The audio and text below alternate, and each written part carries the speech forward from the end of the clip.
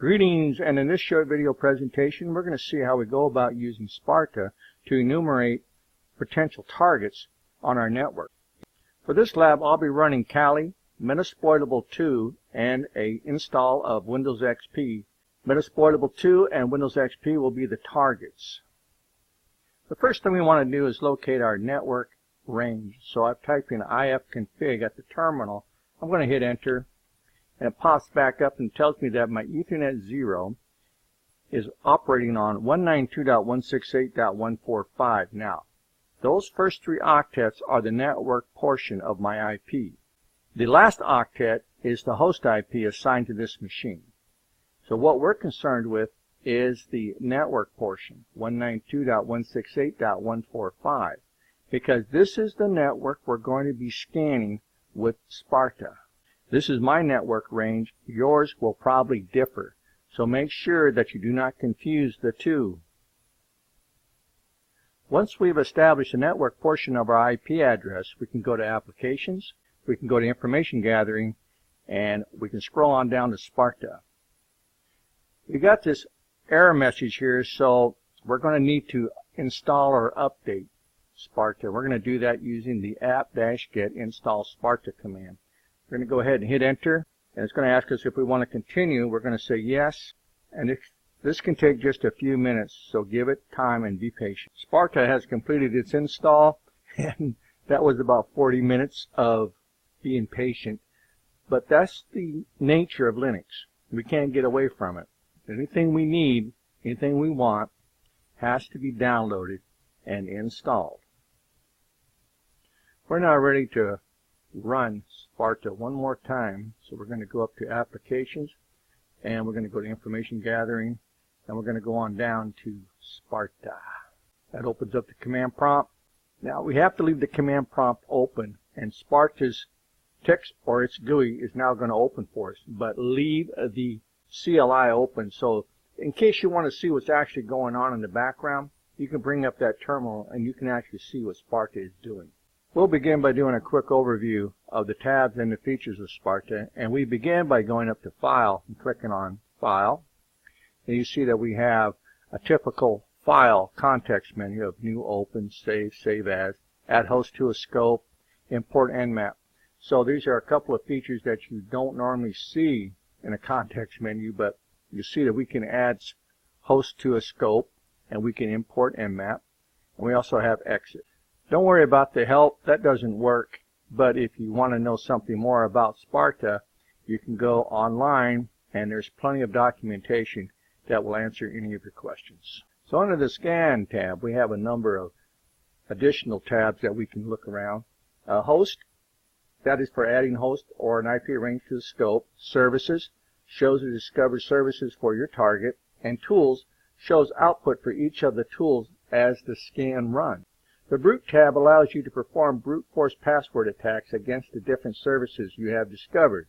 Give it the host IP, port to use, the service to attack, and configure the other options. There are also different configurations you can use for the username and passwords. You can manually give it a username and password that you already know, give it a username and password list to use, or let it use any accounts it knows about from running the tools. You can also do a combination. So for example, if you know a username, you can specify it. Then let it use a password list to attack that one account. It uses Hydra for this functionality, and you can look at the SPARTA config file to see how it's set up. Before we launch our first scope and begin our first enumeration of our potential victims, we're going to go ahead and open up the SPARTA config file and make some changes. Because once we actually start to scan, it's going to launch all the tools, and that becomes a little overwhelming. So we can go into the SPARTA config file, and we can tell it which tools we want to use and which ones we don't. So we've closed out SPARTA, and back at our terminal, we're going to type in the following, or as I did, copy and paste it from the lab, nano, which is just a text editor, space, the path to the file we want to edit or open up inside of Nano, and that is the sparta.config. I'm going to go ahead and hit enter, and this opens up the sparta.config up inside of our Nano editor. We're going to begin by finding the enable scheduler comment, and we're going to change that to false. So we're just going to use our up arrows and down arrows to get over to this line inside of the config file, and I'm just going to arrow on over, and I'm going to back off to true. I'm going to type in false. Once I'm done editing this sparta.config file, I can do a Control X, and it's going to ask me if I want to save the changes, and I'm going to say yes by typing in Y, and then I'm going to hit enter. That closes out the editor. I've closed out that terminal, and again I'm going to go to applications, and I'm going to go down to information gathering, and I'm going to launch Sparta one more time. We're now ready to conduct our first scan of our network, and so I'm going to go to the host tab. I'm just going to click in the middle here, and that brings up the add host dialog box, and I'm going to type in my IP range. We will leave the defaults checked, and then we're going to click on the add scope button, and the scan is now in progress. As services are discovered on our potential targets, they will appear up here inside of the Services tab. You'll know when the scan is complete by looking under the status column. Right now it says running. When the status is complete, it will say completed. Again, you have to be patient with these tools, and by the time Nmap reaches stage 2, you'll start seeing the results pop up underneath the Host tab. You'll also see the services popping up underneath the Services tab. You'll also see that stage 1 has completed, and we have a status of finished. So as Sparta goes through the scanning process and it's able to identify the operating system on those targets, it will change the icons that are available underneath the OS. Now the machine that we're interested in is my Linux Metasploitable 2 machine, because this is the machine that's going to have the greatest number of vulnerability. So now I'm going to click on the 128 host, and we'll see that we have this large number of vulnerabilities that we're going to be able to attack. And this is all present onto that Metasploitable 2 Linux machine. So you can see that as a pen tester or as a hacker, this tool Sparta can be very useful in discovery. And we can now begin the enumeration process. And we can do this by going up and finding port 80. Now port 80 tells us that there is an Apache web server running on that Linux server. And if we right click on the port 80, we can go up and we can select to run Nikto. I'm going to run Nikto. Now watch what happens. A new tab pops up, and we can now click on that, and we can get some information or more information about what's actually going on with this web server. So we find the target IP address, the host name, the target port. We find out the version of Apache. Now this is enumerating this machine so that we can find exploits. We want to know as much about this machine as we possibly can find out, so we can figure out how we're going to exploit it to its full potential. We can go back over to the services. We can right click on port 80 again, and this time we can say grab the banner. Now on a lot of machines that are running web servers, we can get a lot of information about that banner page. We'll go ahead and do that. Now we may or may not get the information we seek. This doesn't always work, but for the most part it can be helpful. And here we get an unknown, so don't be surprised if it doesn't work. There's a lot of other things that we can do in here underneath the ports column. We can go to Telnet. We can right click and we can say open up with Telnet. And there you go. We open it up. There's my Metasploitable, and it wants me to go ahead and log in. So there's a lot of different things that we can do here with this tool Sparta. If you want to use FTP or SMTP and exploit that, you have the option just by right clicking on the port, and it'll tell you exactly what you can do and what you can't do. So don't be worried about what happens if you click on something. It's either going to work or it's not. So if you right click on a port and you tell it to open it up, then it's either going to work or it's not. If it works, great. If it doesn't, well, then that exploit doesn't work on this particular version of the operating system and or this version of Sparta. So what we can do now is we can actually go over here to port 21, which is FTP. We can right click on that, and we can say send to brute. When we tell Sparta to send something to brute, we have to open up the brute tab. I'm going to change the root username to anonymous, and we're going to provide a password list. And to do this, we're going to click on the Browse button. Underneath the Files selection, we're going to go to SPARTA here, go up inside of that directory. Then we're going to go up into the word list directory, and here we're going to choose a word list. In this case, I'm going to go ahead and use the FTP-default-user password text. I'm going to go ahead and just double click that. When everything is in place, we're going to go ahead and just click on the Run button. We have the results from our password attack on this Linux box using FTP. We find out that the login is anonymous and the password also is anonymous. That was a very simple attack on how to crack a password. If that password had been a lot more complicated, it wouldn't have been that easy. To see these results, we can also use the Scan tab. We can go to Scan, and now we can go to Tools, and underneath Tools we can find Hydra. If we click on Hydra over here on the right window pane, we can also see the results of that scan. We can save the results of this SPARTA scan by going up to File and doing a Save As. And now I can go and I can save this anywhere I want to. I'm going to go ahead and save it to my desktop. And what I'm going to do is I'm going to create a folder up here. I'm just going to call this particular directory that we're saving the information to SPARTA. And I'll now click on the Save button.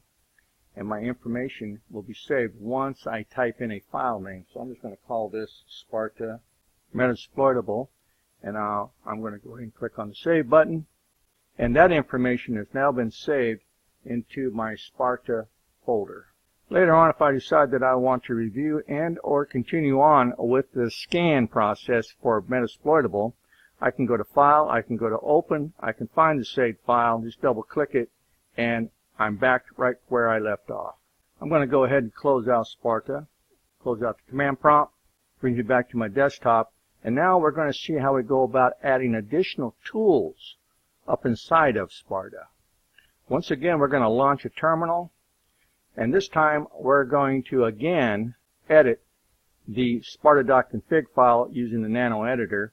So I've copied and pasted this command from my lab. I'm going to hit enter, and there's the file. To navigate up and down and across in nano, we're going to use our up and down and across arrows. So I need to get down to the tools section, so I'm going to go ahead and just start tabbing on down with my arrow key until I come to the tools section. And there's the tools section. So now we're going to add another tool to our arsenal of tools that we have already available for us up inside of SPARTA. I'm going to go down to the last line underneath the tool settings, and here I'm going to take my mouse and I'm going to copy that last line, and where my cursor is, I'm going to right click and I'm going to paste. I'm now going to hit enter one time. I'm now going to use my up arrow and I'm going to go up to where it says text editor, and I'm going to replace that with the word xprobe2. We know what tool it is. Now I have to tell the sparta.config file where the tool is located, and it's located in the same directory as the rest of the tools up inside of the bin folder. So again, I'm going to replace that tool name with the word xprobe2. We can add just about any tool we want to SPARTA, but the caveat is this: that tool must not be interactive. That is to say, it must be able to run on its own without any interference from you as the user. I now have to use my down arrow and go underneath the host actions section of this sparta.config, and here I have to copy and paste the following line from the lab, which I've already copied it. Now I'm going to paste it. That has to go there. I'm going to hit enter one time to give me a space. I'm now ready to save the changes to my sparta.config file. To do so, I'm going to hit Control X. I'm going to answer Y to the question, and I'm going to hit enter. I'm going to close out this prompt. I'm going to go back over to Applications, Information Gathering, and I'm going to scroll on down and launch SPARTA one more time. Now what I can do is I can go to File and I can go to Open, and I'm going to bring in that folder or that saved file from my previous scan, and there are the results. Now when I right click on any of these saved hosts, we see that the xprobe option is now available underneath the context menu when I right click. So X-Probe is exactly what it says it is. It is an OS fingerprinting tool that we can also use to assess victims on our network to find out what operating systems they are running. So in this video we learned that SPARTA is a great tool for the pen testing arsenal. Not every tool works for the same for every situation, so we need options. Here we have the most sought after Nmap scripts automated to run for us. We have Nmap. We also have other tools at our disposal. All Nmap information in the terminal is now given to us using a GUI. Right-click on the different ports and services to see what tools are available under each context menu. We also used Hydra to crack the FTP username and password. So you see you have a lot of different options with SPARTA. It's actually like a Swiss Army knife that we can use for an all-in-one situation. We got tabs, we can click on things, and we can get results immediately. And for a pen tester, when you're sitting up there and you've got 1,200 or 2,000 client machines, this is really a great way to save time. That concludes this short video presentation on how we go about using SPARTA to enumerate our clients on the network. If you have any questions or you have any concerns about the information covered in this video, please do not hesitate to reach out and contact your instructor, and I'll see you in my next video.